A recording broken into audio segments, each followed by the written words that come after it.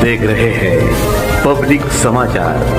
Public के मैं आप लोगों के चैनल के माध्यम से शहर की आवाम को बताना चाहता हूँ कि पिछले 2.5-3 सालों से मैंने कॉरपोरेशन में चाहे कोई भी कामों में और किसी को परेशान करने का या कुछ किसी के खिलाफ़ बोलना कुछ करना मैंने ये सब बंद कर चुका था और मैं बहुत सुकून की ज़िंदगी जी रहा था और मैं किसी के ख़िलाफ़ कुछ बोलता नहीं था, कुछ नहीं। और मैंने तब जो भी मैं पहले करता था मैंने सब बंद कर दिया।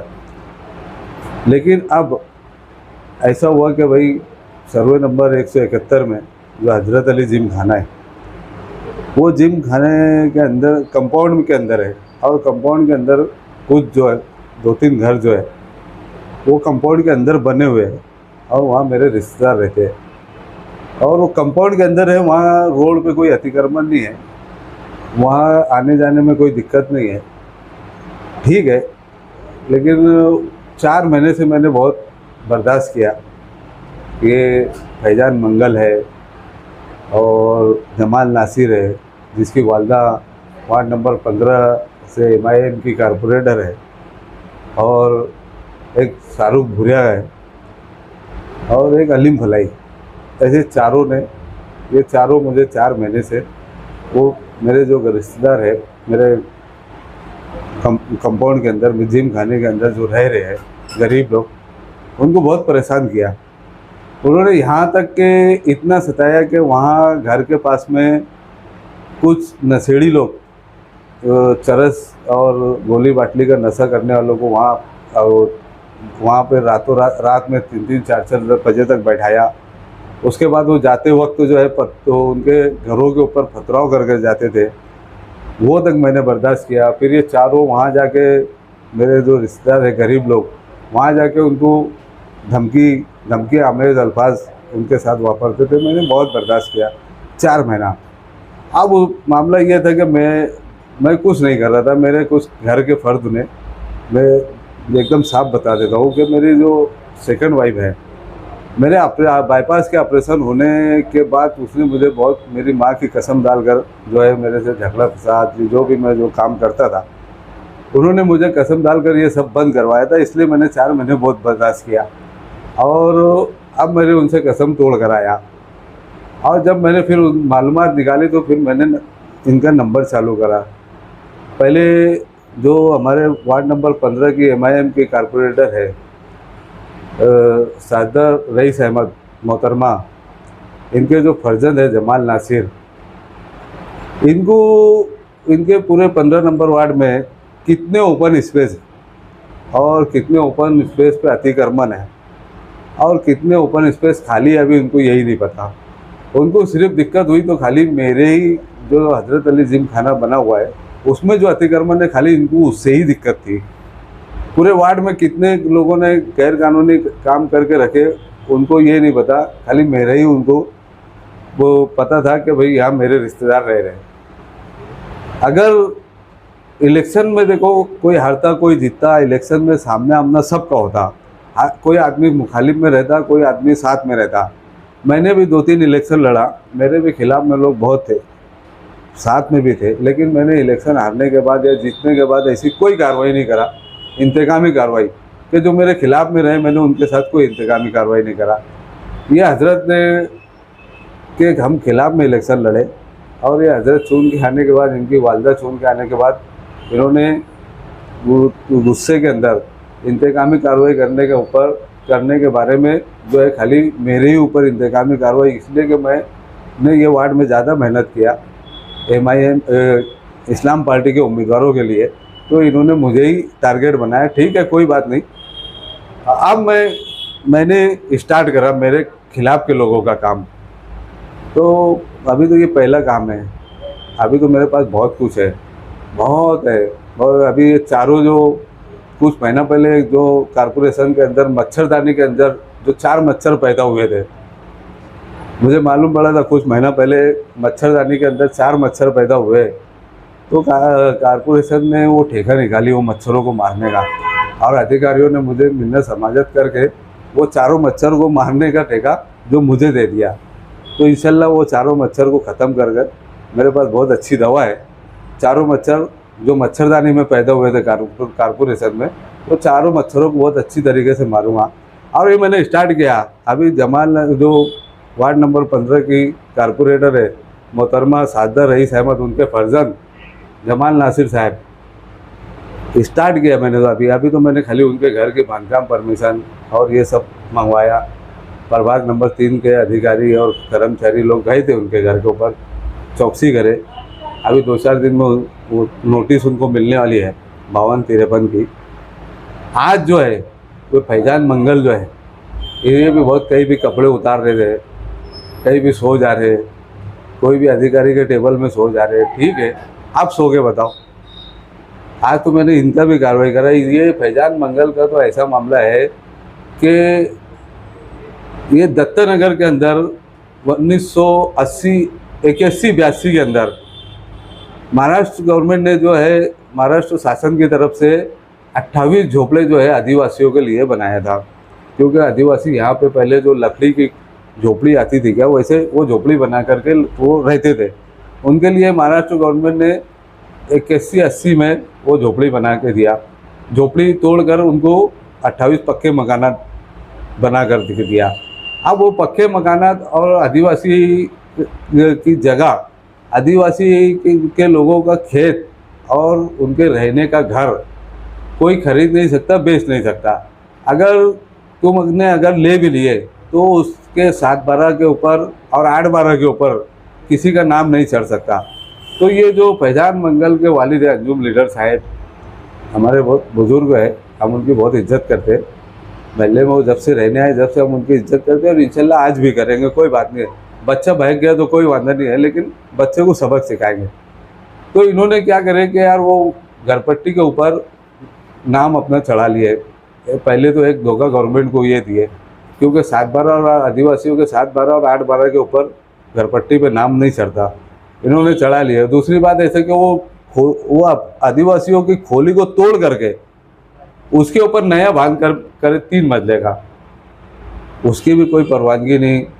या ठीक है, परवानगी नहीं तो कारपोरेशन के अंदर कोई मालूमात नहीं, मतलब वो आदिवासी खोली तोड़ने के लिए भी इन्होंने कोई कारपोरेशन में कोई मालूमात नहीं दी और ना कारपोरेशन से मालूमात ली। उसके ऊपर 3 मंजिले का घर बनाने के वास्ते भी ना कारपोरेशन में कोई मालूमात दी और ना कारपोरेशन से कोई परमिशन लिया। अब बचे 2 मच्छर और, एक शाहरुख भुरिया और एक अलीम फलाई। कुछ दिनों में, अभी 2-4 दिनों में इनका भी नंबर लगने वाला है। इन्होंने बहुत मस्ती कर ली है, कहीं भी जाके सो जा रहे, किसके भी खिलाफ बोल रहे, तोड़ी बाजी, नशा पानी। देखो मैंने ये काम शुरू करा मैं अकेला।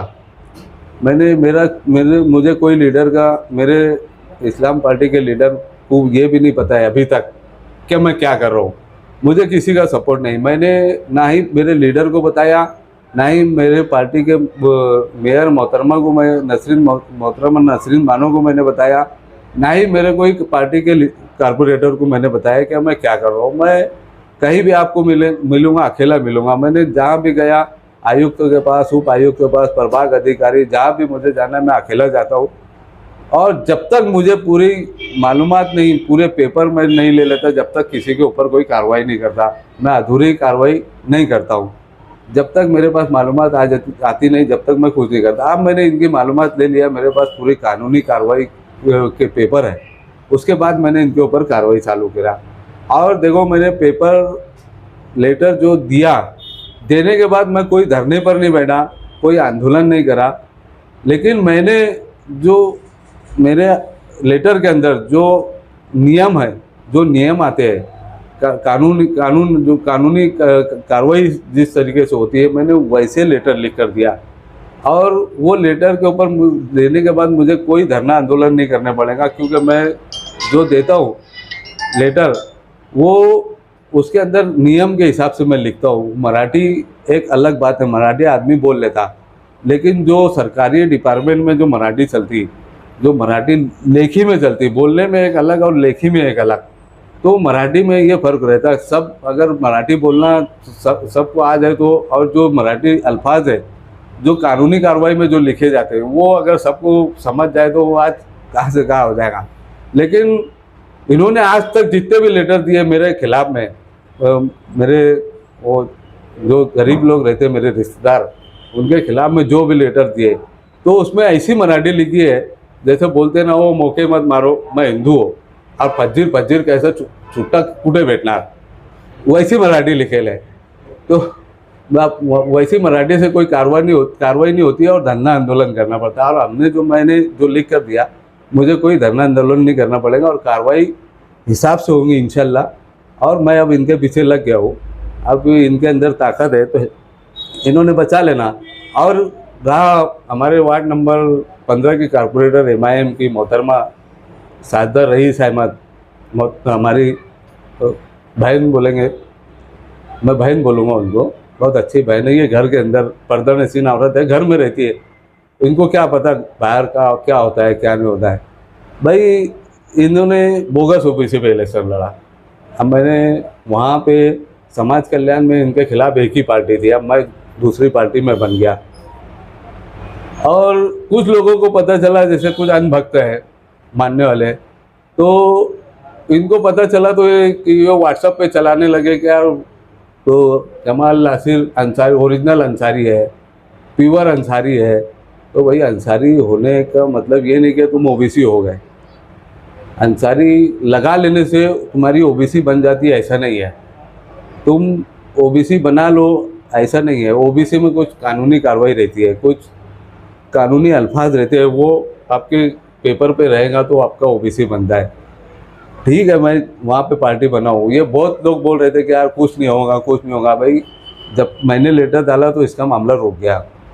वहाँ पे जो समाज कल्याण की जो PI समाज कल्याण की जो अधिकारी रहती है, PI लेवल के अधिकारी रहती है, उनसे हमारी बात हुई, लेडीज़ है। वहाँ पे मुफ्ती साहब ने भी फ़ोन करे थे वो मोहतरमा को, जो PI है, तो उनसे भी उन्होंने बात की। लेकिन बात करने का तरीका होना चाहिए। उनको बोलते मुझे आना पड़ेगा क्या, MLA साहब ने वो मैडम को बोले कि यार मुझे आना पड़ेगा क्या नासिक, जब तुम देंगे क्या।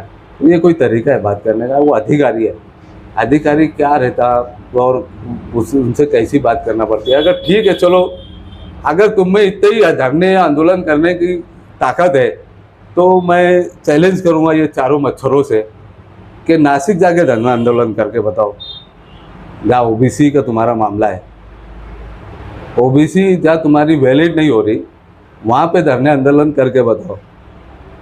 फिर मैं मान लूँगा कि यार तुम्हारे अंदर सही धरने आंदोलन की बहुत बड़ी ताकत है, तुम बहुत अच्छे माहिर है धरने आंदोलन में। अभी तक तुम्हारी वैलिडिटी रुक गई, नहीं तो तुम तो बहुत खुश थे कि यार हो जाएगा। और जो तुम्हारा काम कर रहा है वहाँ पे, जिसने तुम वहाँ वो जो PI है दक्षता समिति की, तो उसके नाम पे तुम्हारे से पैसा भी लेके चला गया कोई वहाँ। तो वहाँ तुमको यहाँ शहर में ऐसी अफवाह है कि भाई जमाल नासिर की OBC वैलिड के लिए जो है पैसा भी पहुँच गया है नासिक में। तो ठीक है भैया, तुमने पैसा भी पहुँचा दिए तो हम पूछेंगे वहाँ पर कितना पैसा आपने लिए, हम वहाँ भी पूछेंगे, ठीक है। लेकिन धरने दे के बताओ, तुम्हारे अंदर ताकत है तो नासिक दक्षता समिति के सामने समाज कल्याण के अंदर बैठ करके तुम धरना देकर बताओ। बहुत धरने आंदोलन करने का ये मच्छरों को बहुत शौक है ना, तो वहाँ देकर बताना।